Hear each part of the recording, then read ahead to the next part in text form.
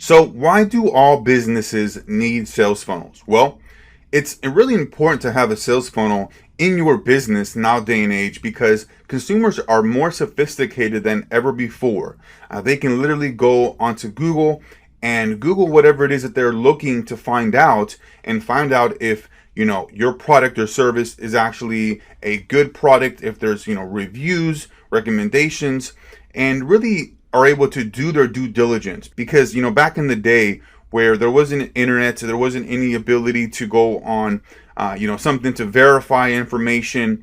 You had to go back to the records and whatnot at like the library or Chamber of Commerce and all these different places. They weren't able to get information as readily and easily as they're able to today, right?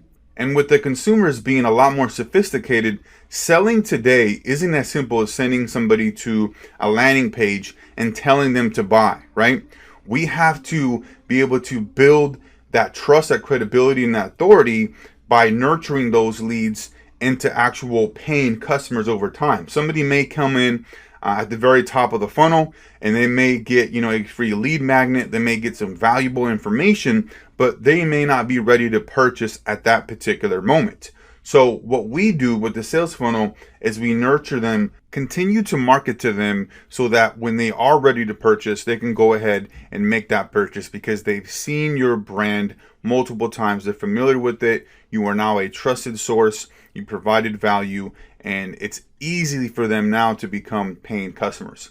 Now, one of the things to understand is that depending on your particular product or service, your sales cycle may be from a few minutes to right away to several months, right? Weeks, even years for large types of deals. So it's really important to understand that a large percentage of people that land on your landing page and go through your sales funnel at the very top may not be ready to buy.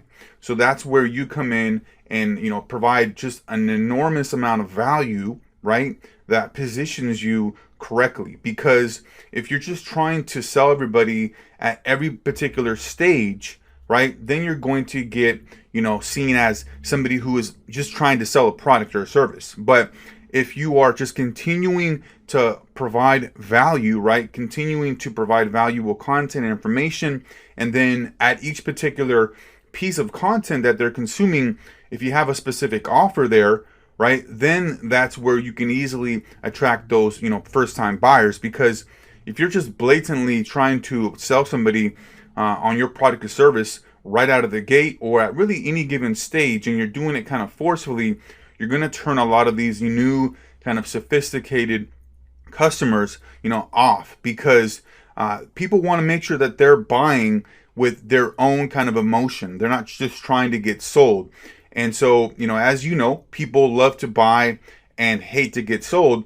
So when you're kind of just like, hey, here's this valuable information, here's this great content you can consume, and hey, if you want to learn more and you want to get to that next level, hey, here's an offer to purchase X product or Y service, from me, so that, it could aid you and help you getting to that next level.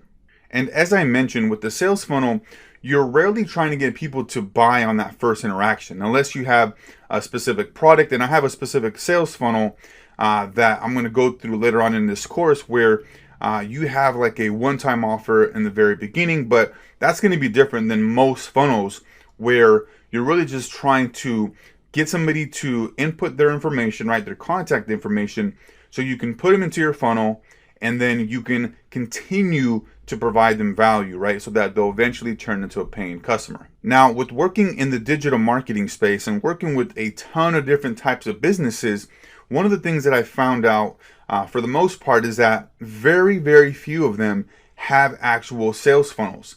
And with the sales funnel, it can increase that lifetime value of a particular customer or client, right, whatever that may be. Because what ends up happening is that, let's say for like a dentist, right, you bring somebody in for a low ticket offer, or maybe something for free, free teeth cleaning.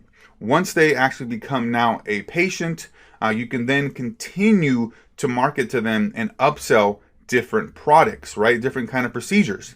So then after that teeth cleaning, maybe you have teeth whitening, and then maybe you have a 6-month checkup, and then after that you have maybe like an implant or whatever that may be.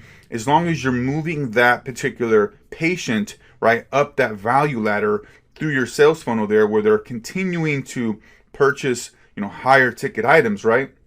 That's the whole intention and the goal of that sales funnel. It increases the lifetime value, and the initial purchase is just the beginning.